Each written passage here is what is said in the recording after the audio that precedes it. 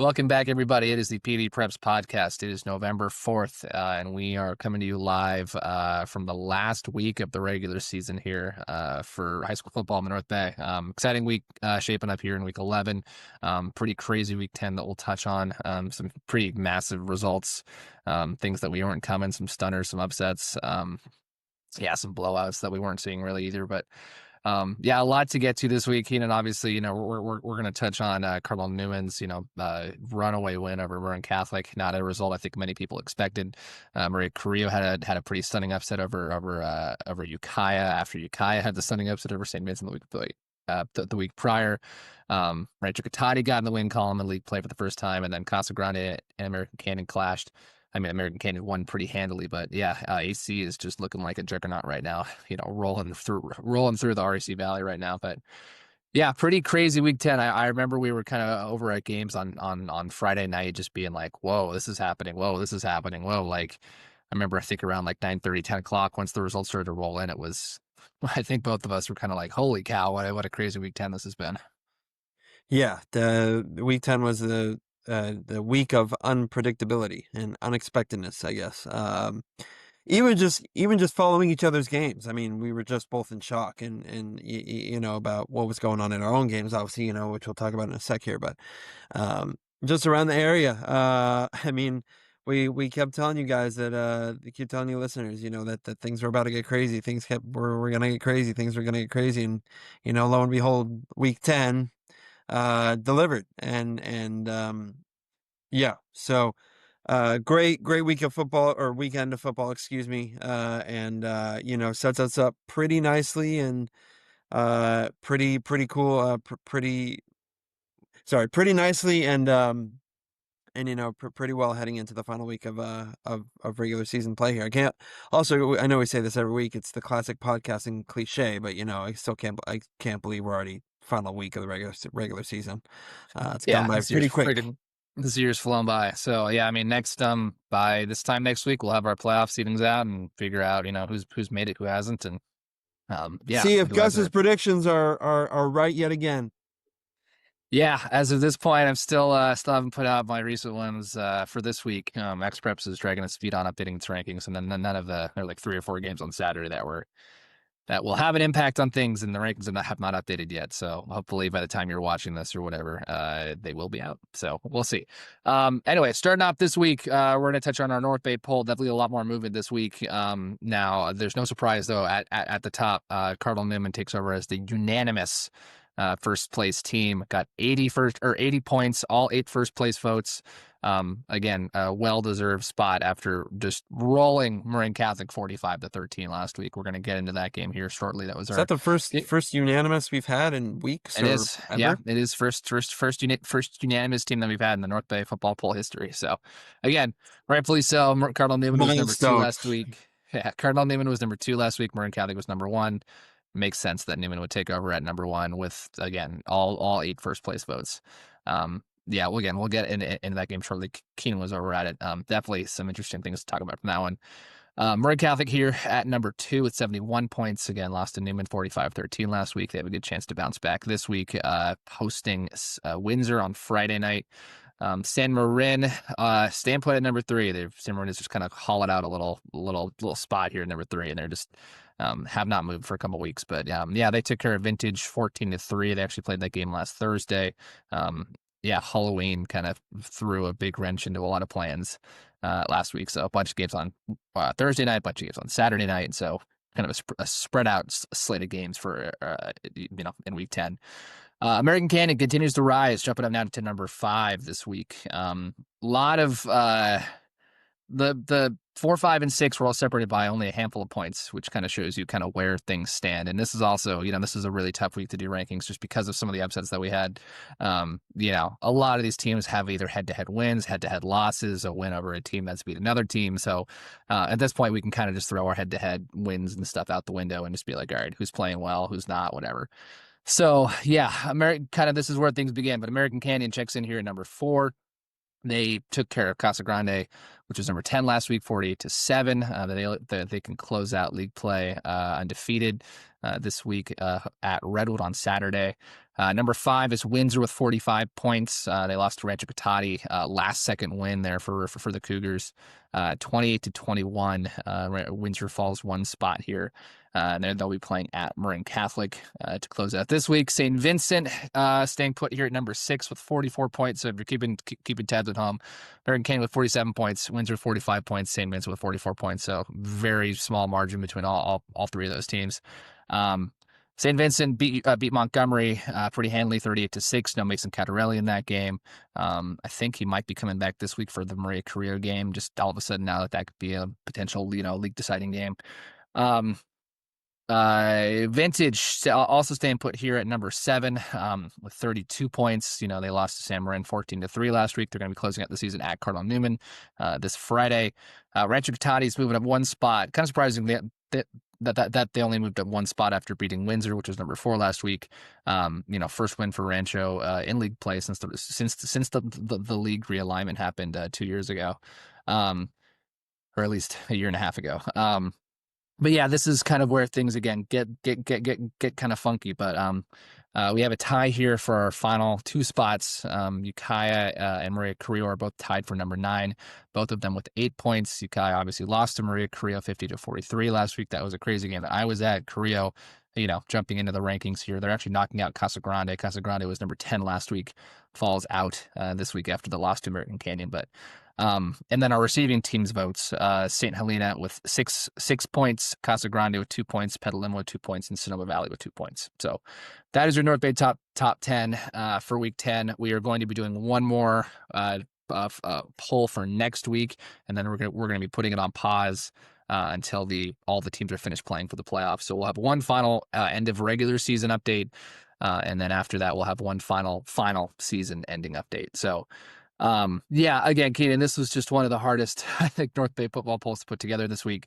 If you want to kind of start going through the list of this, I mean, St. Vincent obviously has a win over American Canyon and Rancho Cotati, but then has a loss to Ukiah, and then Ukiah has a loss to Rancho Cotati, and then they've beaten St. Vincent, and then, so just so on and so forth. I mean, same thing with Windsor too, right? Like Windsor lost to Rancho Cotati, beat Vintage. Even Carrillo, their 2 losses this year to Redwood and Petaluma, neither of whom are in our, Petaluma is a receiving votes team. Redwood isn't even, in the conversation. So, just kind of madness. And I mean, this is kind of what I think we expected this to look like kind of towards the end of the season once all these teams have kind of started to play each other and beat each other up. But even still, I think this was for sure I think for me personally, this is the hardest poll I think to put together for this season. Yeah, which is kind of ironic to say because we all thought like the last week was the hardest one to put together because that one was brutal as well. But I would say the biggest surprise for me, obviously, I didn't expect Rancho to only move up 1. I thought they would move up a little bit more, considering Windsor dropped down 3 spots. I would expect Windsor dropped down one spot. Sorry, but Windsor did or Rancho did. Windsor dropped down 1 spot. Rancho only moved up 1 spot. Oh, gotcha. Sorry. Yeah, I mean, I thought Rancho would move up a little bit higher. At this rate, just throw. I think you said to me off camera, just throw head to head out the window at this point because everyone, it's a one big merry-go-round of everybody beating everybody. Rancho was the biggest surprise for me. To have first unanimous number 1, I think it's well deserving, obviously, after what Cardinal Newman showed.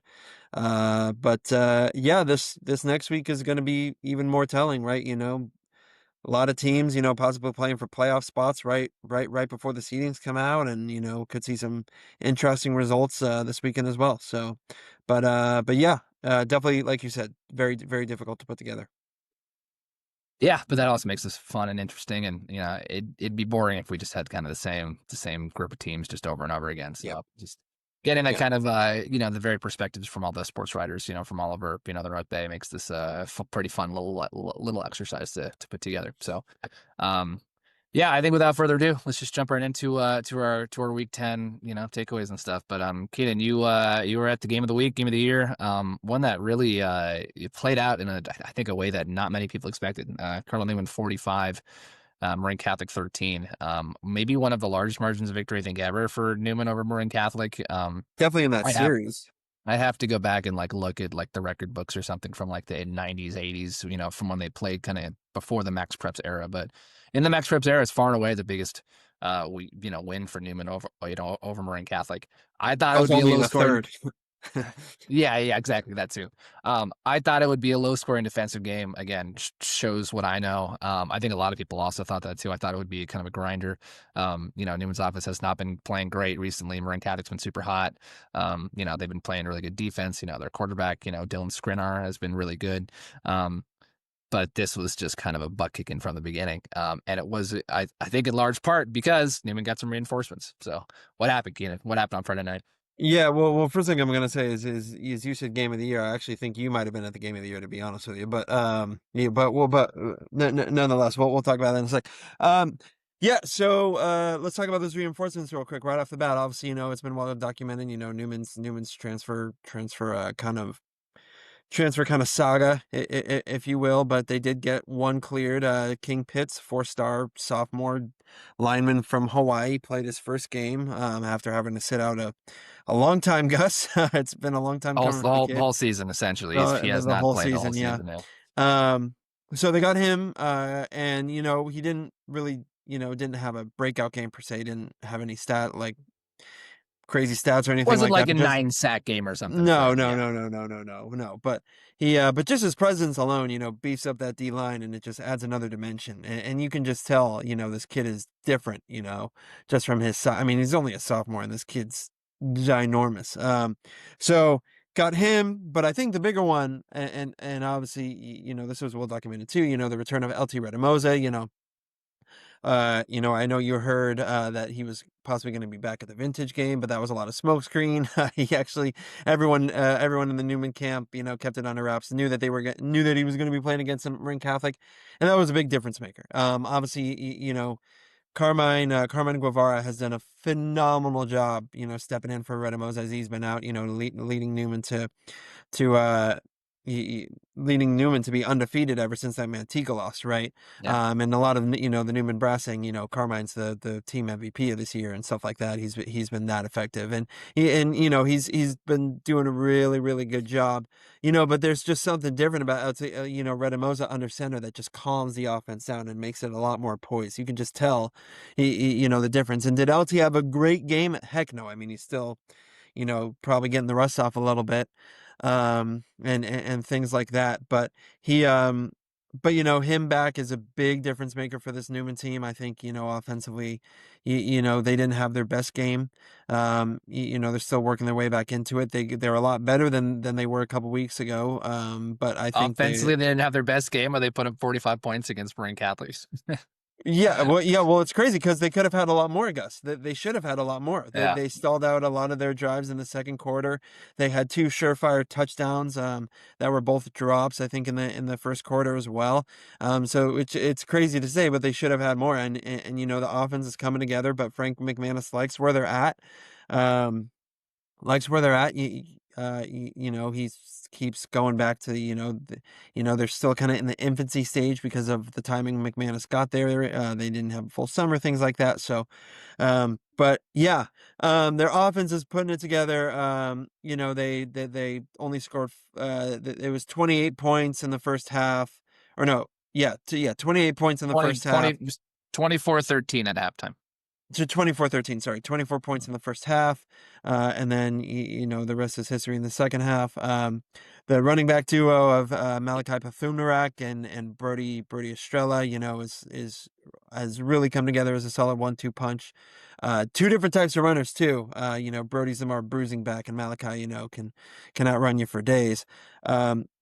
Defense, this is another thing to say that's kind of crazy, Gus, but the defense is still improving, and that's saying something considering they're already one of the top units in the NCS. The defense, 0 second half points allowed, Gus, against, a team that scored 30 points in each of its first 3 league games and is number 5 team in the NCS. That is a statement if I've ever seen one. And then not to mention, first half or first quarter pick six by Jonah Bertoli, their 15th of the year as a unit. Really kind of set the tone, got Newman up to a quick 14-0 lead. And kind of the rest was history there. But the key we take away from this one, obviously, De La Salle holds down the number one spot, without a doubt. Pittsburgh holds down the number two without a doubt. I would go far as to say Newman holds down to three without a doubt, in the NCS, and barring any letdown against Vintage next week, I think it's theirs for the taking, and they stay there. They prove they're in the upper echelon of the NCS. They beat the number 5 team 45-13, which was one of the largest. We were saying this off camera, but we got to go back. But in the Max Preps era, this was probably the largest margin of victory between the two teams since they've played in the Max Preps era, Right. which was back to like 2004, I think. This fully entrenches them as a top NCS team. This could be a Newman team that can maybe get a possibly first round win in the open bracket, if all things go correctly and go according to plan. Now, have they done enough to unseat Pittsburgh? I don't think so. Will they beat a team like Pittsburgh De La Salle? You never know, but I don't think so at this point, to be honest with you. But the 3 spot is theirs, and they just made the biggest statement possible against your rival for so many years. So that's kind of what happens. Newman just turned on the Jets, and their defense turned it up, and it was just complete utter domination, which nobody expected. One of the many surprises of the weekend. I know you just said it was a defensive battle. We both picked Marin Catholic, so we were definitely eating our picks. That's for darn sure. So, big, probably biggest win of the season for any team was Newman's win against Marin Catholic, I would say. Yeah, I mean, I still think I'd put Newman's win over Grant as probably the biggest win for any team this year. But yeah, I mean, this win's for sure is second, I'd say easily. I mean, honestly too, it's like Frank McManus comes in, secures 2 of arguably the most impressive wins that Newman's had in the last since Paul Cronin left. In his first year here. So, yeah, I mean, this is a Newman team that, I mean, a couple points to kind of what you were saying, but yeah, I mean, it wasn't like a light the world on fire type of return game for Tino, or for LT. Only 10 for 20 passes, 87 yards, no touchdowns, but he ran, he rushed for 46 yards with a touchdown too. But the one thing that I kept hearing too was just having him back. It allowed Carmine to go back to his natural position at safety. The other big guy that they got back too, returning from injury, was linebacker Dylan Webb. He's a senior. Yep. He's kind of like he's a big heart of their defense. Getting him back at linebacker was a huge thing for them too. He had a great game too. I think he had a couple sacks, maybe. Yeah, Fantastic. 2 sacks for him in his return. And then also again, just kind of bolstering that defensive line with a guy like King Pitts, who has 20 Division I offers, guys, offers from like Ohio State, Texas, like the biggest programs you could think of. So, I mean, this is a Newman team that's starting to. It's funny because the REC Adobe, it seems like it's such a war of attrition. Everyone's getting hurt, and it's just like who can stay the healthiest. And all of a sudden, Newman is like coming out of league play, kind of on the up and up, getting healthier, getting guys back. So they're a scary team right now. And to your point about kind of them being, they're obviously now locked into the two, I'd say the 3 seed. I don't see, Acalanes, unseating them in that spot. Acalanes has a game against Las Lomas to finish out. Newman has to play Vintage. Even if Newman loses, which I think is a very, very, very big long shot, and Acalanes wins, I still don't see Newman losing that the spot at 3. But yeah, I mean, it's also, now I think we can kind of forecast a little bit, and this is what's very interesting, and this is also why I'm still very patiently waiting for these Max Preps rankings updates, because at the moment, how things stand is Marin Catholic has since dropped to number 6. Cardinal Newman stays at number 3, which means that we would have a first round rematch between Cardinal Newman and Marin Catholic in the Division I playoffs for the second straight year. So that would be a nice little gate fee there for the section. So we'll see if that holds. Marin Catholic still plays Windsor this week. Newman finishes the season out with Vintage. So maybe we could see another first round matchup. The game would also again be at Cardinal Newman again because they'd be the higher seed, league champion, all that different stuff. So I don't think um, either school would want that though. yeah, especially after this year. Well, also too, from what I like, didn't Marin Catholic's quarterback also get hurt during this game too? Or Yeah. He got injured a little late. I'm not sure how long he'll be out or what the injury is, but obviously, he didn't return, didn't want to risk it. Mm. Especially with, still a league game to go. So he got a lot of Marine Catholic players got injured, by the way. It wasn't just him. Poor Wildcats were kind of dropping like flies. And not to mention, their star running back Jared Geisberger, only played special he teams. was.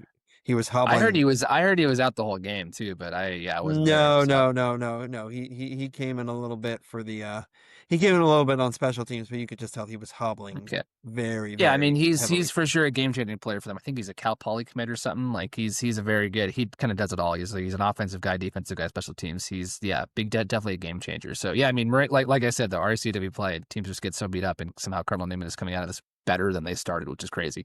But yeah, I mean I do feel like just kind of looking ahead, like so the way that the Division One playoffs would stack up right now, it would be Cardinal Newman versus Marin Catholic, and Acalanes versus Liberty. Now, the winner of those two games would play each other.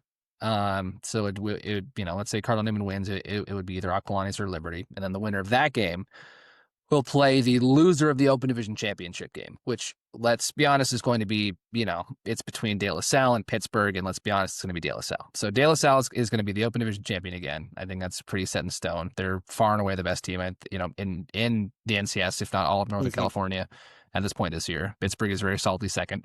Pittsburgh has some very, very good wins for them too. They have the one loss against Archbishop Riordan, who probably is also in that discussion for top teams in NorCal.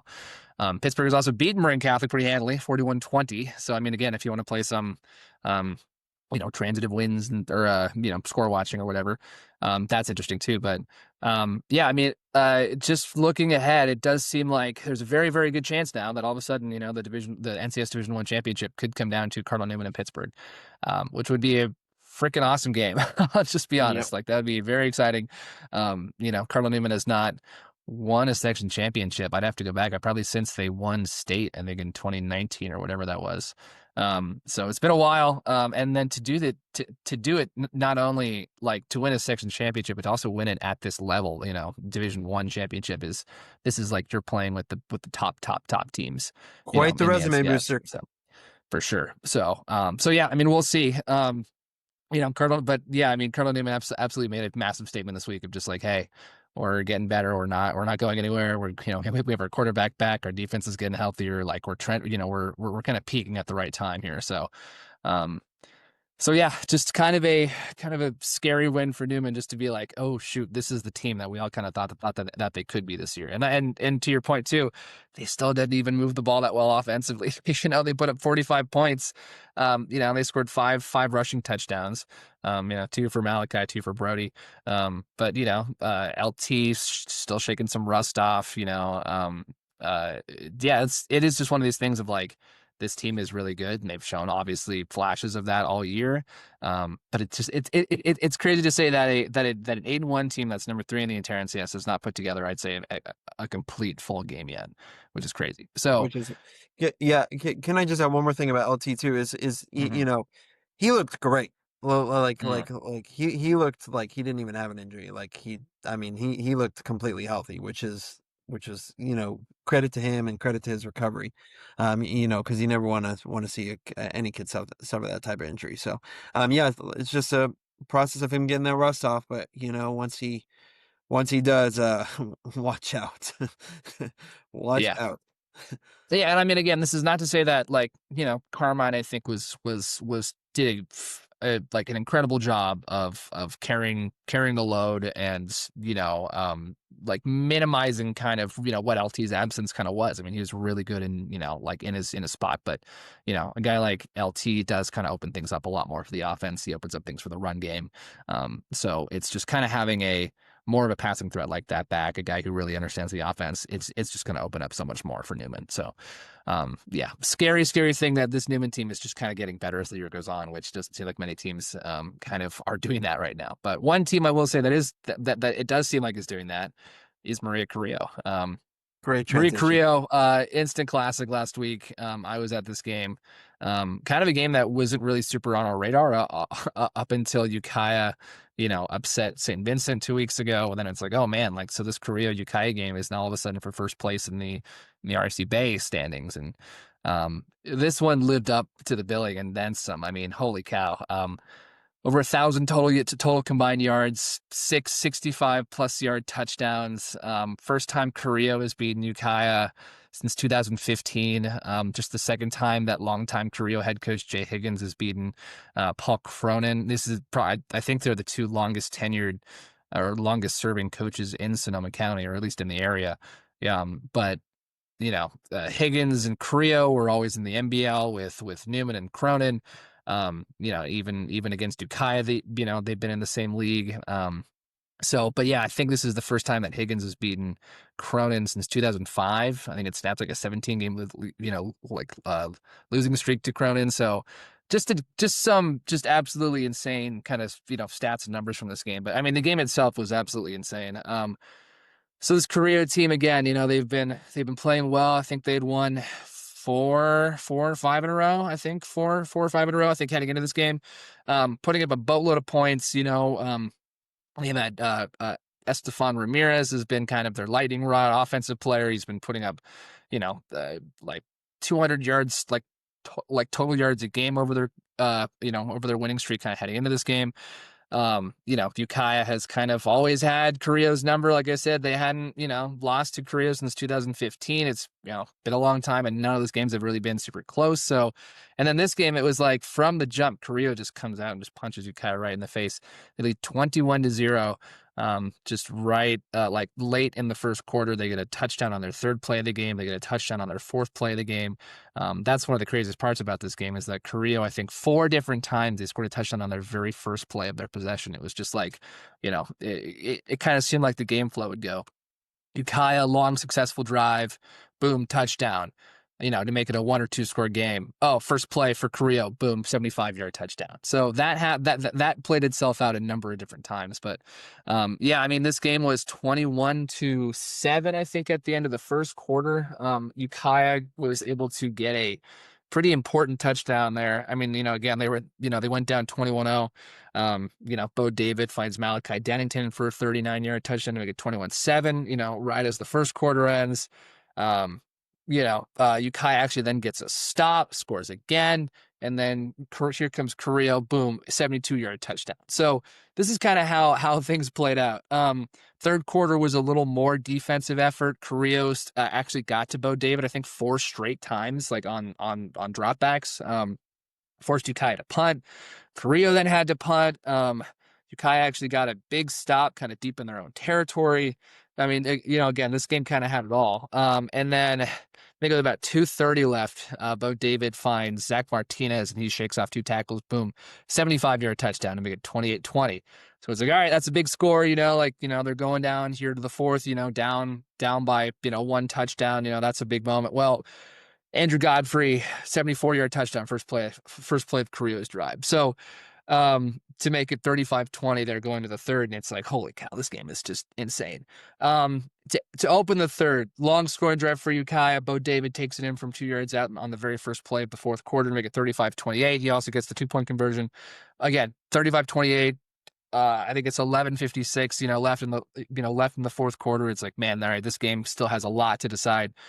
Marie Carrillo then muffs the ensuing kickoff. Ukiah recovers it, and it's like, holy cow, Ukiah is going to take the lead. And then Ukiah, their first play, they fumble it back. Carrillo recovers it. They're at the 21-yard line for Carrillo, and then boom, Ryan Braga, 79-yard touchdown, first play. So Jesus. I mean, again, you hear what I'm saying. It's just like this game was just as back and forth as it can get. The biggest kind of deciding point of this game, though, I mean, again, I'm just talking about this game up until like early in the fourth quarter. The craziest parts of this game came at the end of the game. Ukiah, after the Ryan Braga touchdown, Ukiah comes back, long scoring drive, makes it 42-35. Carrillo gets the ball back with about 8:30 left. This is a very run-heavy team. It's like, hey, if they can just chew this clock out, maybe get one more score, they can put this game away. Cooper Bluestone, who's pretty solid, honestly, for Carrillo, on Friday, makes his one mistake. There's a pick. Darian Dorsey gets it. Ukiah gets into the end zone a couple plays later. They go for two. They get it. They take their first lead of the game at 43-42 with 3:50 left to go in the game. Again, this is Ukiah had trailed 21-0 to start this game. 3:43 left is when Carrillo starts to drive. Ukiah gets a big sack, called for a face mask, 15 yards, and the first. There was a big play here where Carrillo was facing a 3rd and short. They rolled out. They had a little trick play, kind of a little gadget play where Andrew Godfrey kind of rolls out, makes a jump pass. He's a running back, kind of makes a jump pass, gets the first down, 16 yards. And then with a minute left in the game, Carrillo has gotten all the way down to Ukiah's 40. Again, they're down by 1 point here. Ukiah, Jay Higgins pulls out all the stops. He pulls out, he runs this. He's been doing that a lot in the last couple of games. He has, and actually Cronin had some funny comments about that after the game, but he pulls out this play, and there was some controversy around it too, because and I've talked to a couple officials, and it's been some debate. It's like, was this a legal play? Was it not? What Carrillo does is they sub out, or they bring in I think one player stayed in. They bring in a second player, so they have 12 players on the field. They end up, both of these players run about halfway to the huddle. They get, I don't know, a couple feet away, and then one of them runs back. That would be Josh Bade. He runs back, but he stands on the sideline. He does not sub out of the game. He stands on the sideline. And then the second player who was in the game, or I think who had entered the game, runs out and substitutes out behind him. So legally, again, apparently, you have to be, if you're going to do a play like this, if you're going to sub somebody out, you have to, the rule as it was explained to me by a senior official, is that you have to get inside the numbers for it to be like an official substitution or something like that. Now, again, the rule book also says that you cannot use the substitution for process to deceive your opponent, which is kind of what Carrillo did here. So it's a bit of a judgment call, and I kind of heard some other things from other officials of I don't know, it's close. So regardless, it was not called in the moment. But what ended up happening was Bade kind of standing with his arms folded, like he's not in the play, right on the sideline, still in the field of play. Ball is snapped. Nobody covers him. I think Ukiah didn't even realize that he was a player in the play. So he takes off completely uncovered. Cooper Bluestone hits him for a 38-yard touchdown, to make it 50-43 with a minute left. They go for two, they get it. But just kind of this, again, in this game that had, again, all these massive scoring plays, these turnovers, these completely, game-changing plays, it comes down to some crazy trick play at the very end. Ukiah has a decent little drive going. They get to midfield, and then Felipe Concepcion, 2 sacks on the night, gets a strip sack of Bo David to end it. Crazy game. I'm out of breath here talking about this, but I mean, it's just like I said. You kind of go through some of the historical significance of this. First win for Carrillo over Ukiah since 2015. First win for Higgins over Cronin since 2005. The numbers are nuts. Carrillo had 579 total yards of offense, season high for them. Ukiah had 475 total yards. Bo David passed for 357, just some crazy numbers here. But one of the funny things that I kind of heard from Cronin talking to him after the game was he was like, he wasn't even Cronin's taken on a bit of this Zen master, I feel like attitude kind of this year. He's I think there's just a lot less pressure. I think he's really kind of enjoying coaching right now up in Ukiah. Less pressure than at Windsor, less pressure than at Newman, obviously. But he was very kind of he's like, yeah, man, that was a fun game. That was really cool. He's like, I was kind of going through he's like, man, I was taking a walk down memory lane, watching, this game, being like, oh, is that Korea play that they ran in 2008? Oh, is that tackle wrap that they did in 2011? Yeah. Oh, that's pretty cool. So he he was like, yeah, Korea pull out, all the stops to get this win, but he's like, it was just a fun game to be a part of. So, I mean, I agree. It was just absolutely insanity. Just heroes abound. I mean, Andrew Godfrey, 200 total rushing yards for him. Or actually, I want to make sure I get these guys' names right, but I think it was either Ryan Braga and Ryan Braga and Andrew Godfrey both carried the load. 377 yards between them that I had. It's actually funny because again, with all of this offense going on, Estefan Ramirez didn't really do a whole lot. I mean, he was kind of the big hero, in the game that you saw. He had a 68-yard touchdown reception to open the game, but he only carried the ball 14 times for 35 yards. He did have a score, but it was kind of the supporting cast that helped that with Carrillo in this game. So Maybe it was because of all of the talking up we did on him. Now everybody's gonna. yeah, maybe. But yeah, just kind of one of these crazy games. And now again, this does make the RAC Bay race super interesting. I think most of the RAC races are somewhat decided at this point. Cardinal Newman has clinched at least a share of the title by beating Marin Catholic last week. In the Valley, American Canyon has clinched at least a share by beating Casa Grande last week. In the Mountain, Sonoma Valley has at least clinched a share because they're undefeated. And they've also beaten San Rafael, who's in second place. Well, the RAC Bay is going to come down to the last game of the regular season, I think again, next week. Now, we could have a situation here where we end up in a three-way tie, and that's where things get kind of funky. But Maria Carrillo is undefeated. They're currently in first place. They've actually clinched at least a share of the league title. Carrillo has actually also never won a league title in football before, which is kind of crazy to say. That is wild. I mean, the school only opened in like the mid 90s. They were, lumped in, with the NBL with all of the big juggernauts, pretty early on. And they had some good teams. They just could never get over the hump against teams like Montgomery or Newman or, whoever. So never won a league title, but Carrillo now has clinched at least a share of its first. Carrillo's playing St. Vincent this week. Annalee is playing Ukiah. If Ukiah beats Annalee and St. Vincent beats Carrillo, then we'll have a three-way tie atop the RAC Bay standings, in which case the tiebreaker for the automatic qualifier spot would go to Ukiah, and that is decided by a random number drawn at the start of the year. So anyway, just that's my spiel on this game, but it was just one of I've been pretty lucky, I feel like, to cover some pretty insane games this year. I covered the Rancho Gattati, the vintage Rancho Gattati, last second field goal game. I covered the American Canyons St. Vincent last second touchdown comeback win for St. Vincent. Now I've covered this game, biggest shootout I've seen so far this year. So I'd say this one probably takes the cake though for craziest game that I've seen so far this year, and honestly in the last couple of years. So yeah, incredible win for Carrillo. They're 7-2 on the year. They're just having an amazing season. They're playoff bound. This is a team too that I think that we didn't really know what to expect. I don't think Jay Higgins knew what to expect. He's like, oh, they have like 20 some seniors, but it was just like a lot of these guys are kind of, like just filling in the gaps for some of the guys that we had last year. And a lot of these guys have stepped up and been huge players for them. So winners of 5 in a row, clinched at least a share of their first league title ever. And yeah, I mean, they could shock the world this week too with an upset over St. Vincent. So we will see, but it was very fun to go watch the madness of that game on Friday night.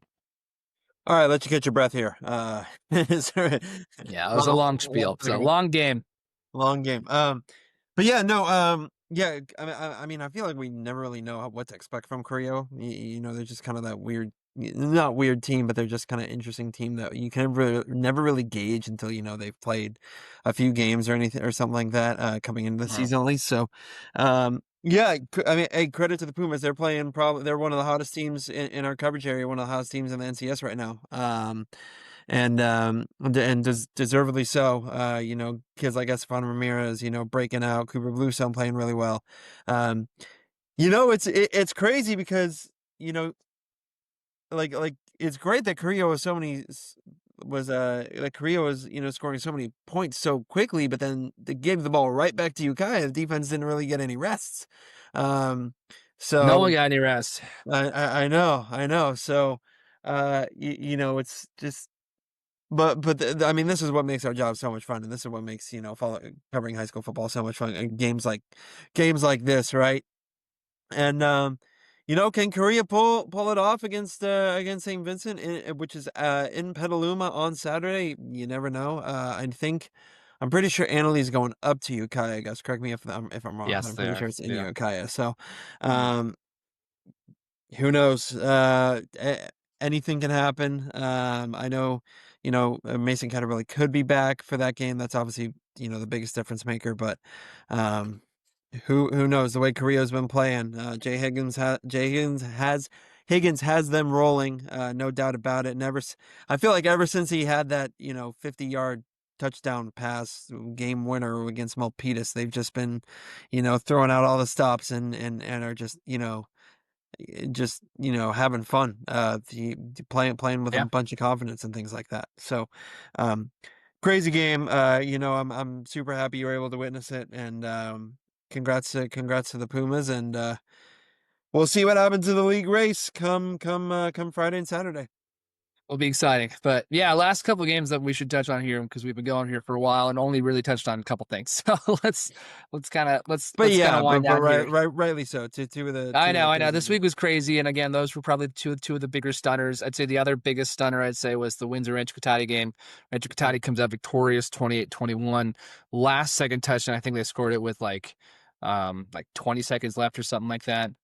Um, Kind of a crazy. So first time Rancho Cotati has picked up a win in RAC Bay play since the realignment a couple years Adobe. ago. Adobe, sorry, a couple years ago.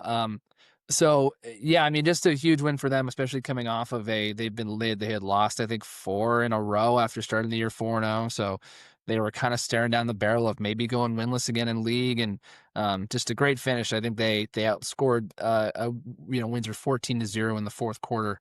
I'm trying to remember who it was that had the game winning touchdown. It was kind of, it was from what I heard, neither of us were at this game, but it was a pretty wild sequence with how it finished. I Just think when it I heard was to you. 21-21. I think Rancho had the ball. They were driving and they got a 30 huge seconds chunk left. play.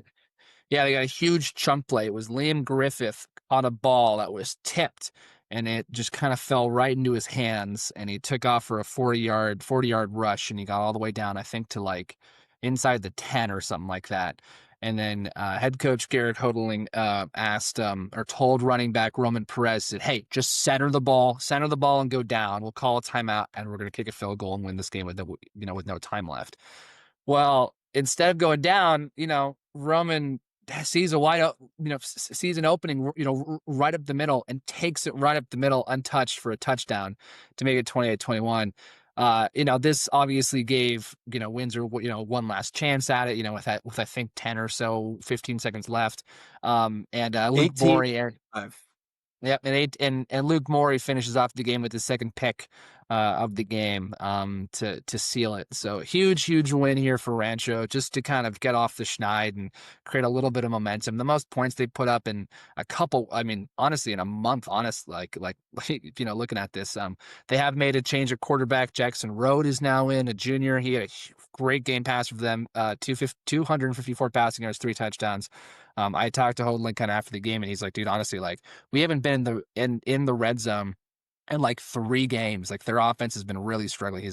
But he said once we did kind of get in there, it was like and once we scored, it was like, okay, we know how to do this. We can play with these guys. So it was just kind of getting that confidence back offensively. And if Rancho has it, again, their defense has been really solid this year. Yep. So I mean, if their offense can start to kind of come alive a little bit, this could be an interesting upset kind of team and for the playoffs. Now, again, it also depends kind of where they fall.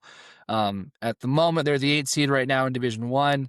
There's a chance that they could drop down to the 1 seed in Division 3. Again, that's all with the rankings and how they look like. But yeah, just a really big win here for Rancho Cotati to kind of just, get back on track. I know it's never fun to kind of go through a losing skid like that. And it's also never fun to go winless in back-to-back, seasons in the league. So, great win for Rancho to kind of right the ship here and get some momentum going here heading into the postseason. Yeah, I agree. Couple things real quick before we move on, but big game from Liam Griffith. He's been one of their big producers all year. 8 receptions, 150 yards, 2 touchdowns. Rancho's defense has been suffocating. They picked off Carter Vose, who's been one of the more effective passers on the year 3 times, which is kind of unheard of, because Carter's been so good.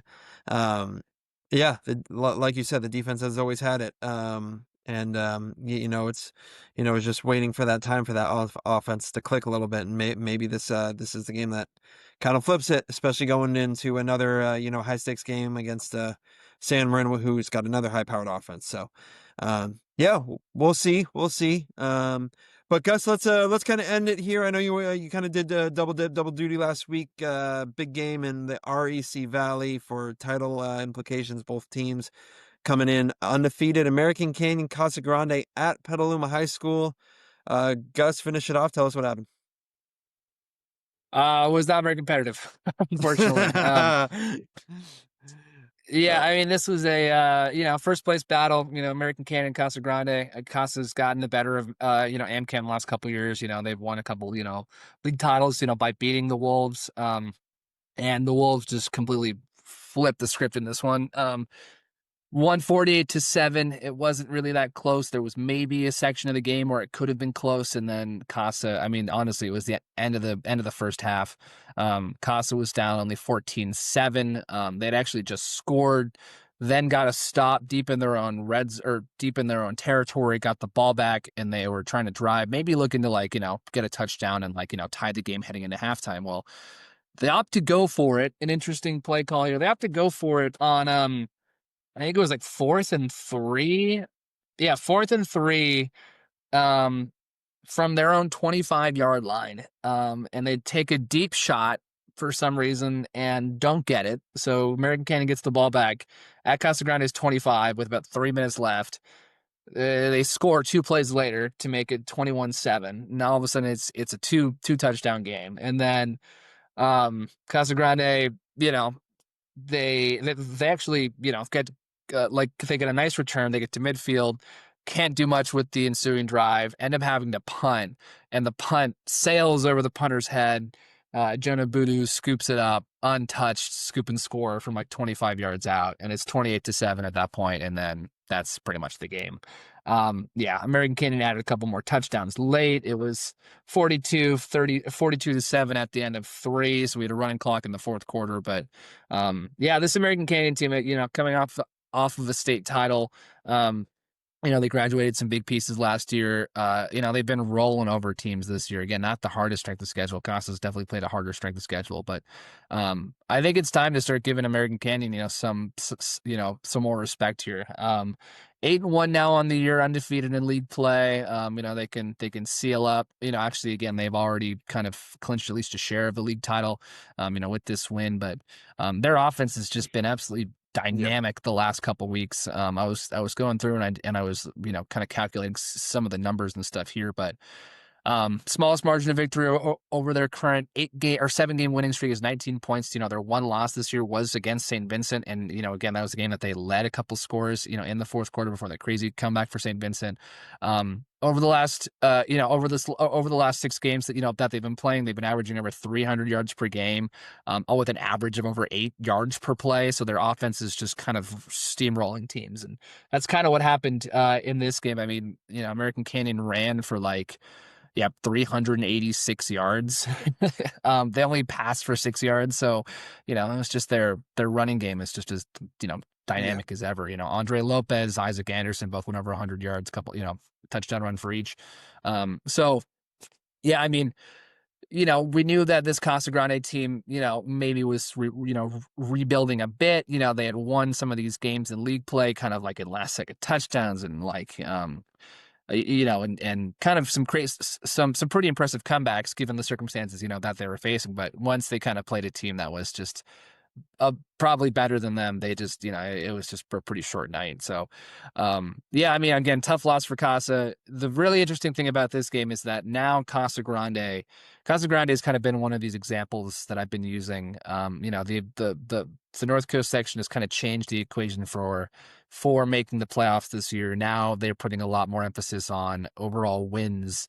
Trying to, in effect, they're trying to keep out some of these teams, some of these larger school Division I, Division II teams that, will maybe win 3 or 4 games, but make it into the playoffs based off of some other playoff eligibility qualifier or something. Well, they've changed this now to be all right, if, the more games you win, the better chance that you have to get in. Well, one of the teams that is impacted massively is Casa.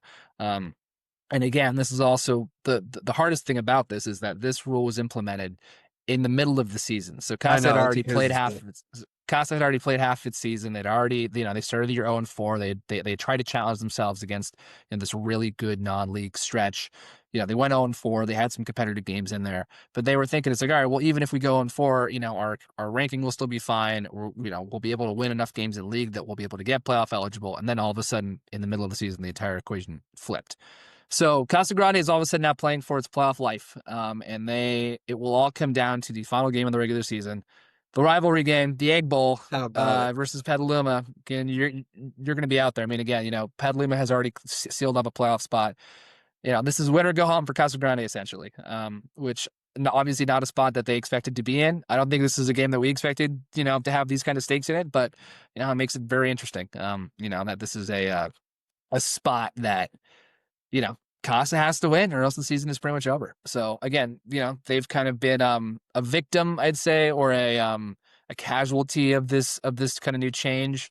And again, it's not super fair that it was decided in the middle of the season, but that's the situation we got. So yeah, Casa Grande again playing for its playoff life this weekend. American Canyon kind of not resting on its laurels, but well in control. They're going to be a playoff team. Now they can, defeat Redwood this week, to seal up the REC Valley title. Which is probably get a first. not a clear thing to do, by the way. Redwood's a tough place to go on a Saturday.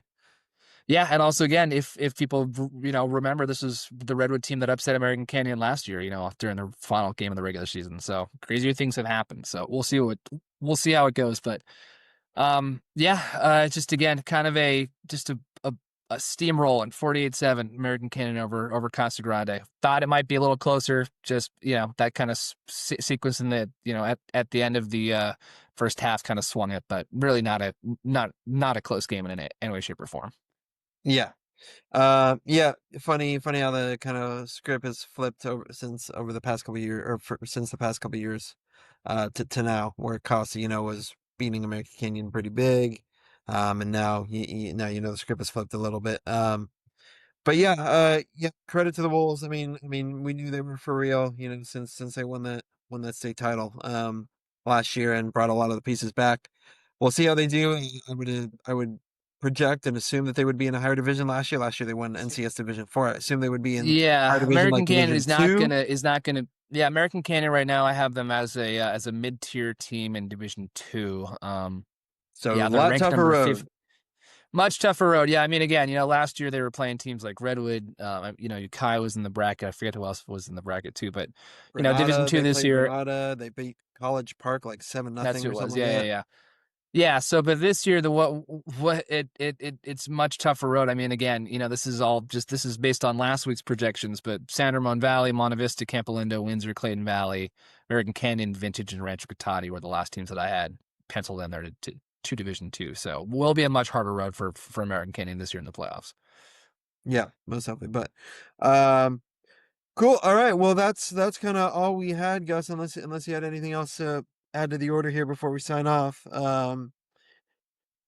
But I don't think so. I mean, again, just hopefully Max Preps will update their rankings here soon so we can get my next round of playoff projections out. But we definitely have. I'm trying to look and see. We have so Casa Grande for sure. I'd say is one of the biggest games that we have as far as a win and get in type of game. I'm trying to think who else we have here. Ukiah also could be in a little bit of jeopardy here. I mean, so if Ukiah loses to Annalee this week, their playoff spot is nowhere near is not guaranteed. I think that their ranking will be high enough that they should get in, but if Ukiah wins, they will get in as the automatic qualifier. Again, considering if St. Vincent beats Maria Carrillo, and then Rancho Cotati, I think Rancho Cotati is pretty solidly in as well.